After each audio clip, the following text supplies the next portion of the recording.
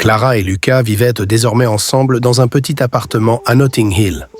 Chaque matin, Lucas lui préparait un café pendant qu'elle triait ses photos à la lumière douce de la fenêtre. Leur quotidien n'était pas toujours parfait, mais chaque imperfection rendait leur amour plus réel, plus solide. Un jour, alors que Clara exposait ses photos dans une petite galerie londonienne, un éditeur d'art tomba sous le charme de son travail. Il lui proposa une exposition personnelle.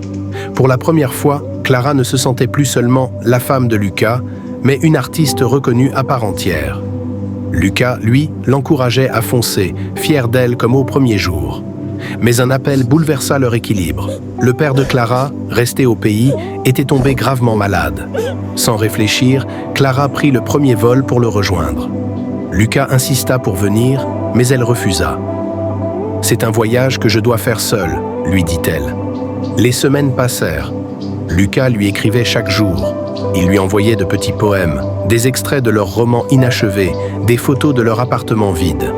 Clara lisait ses messages chaque soir au chevet de son père, le cœur tiraillé entre la douleur familiale et l'amour laissé à Londres.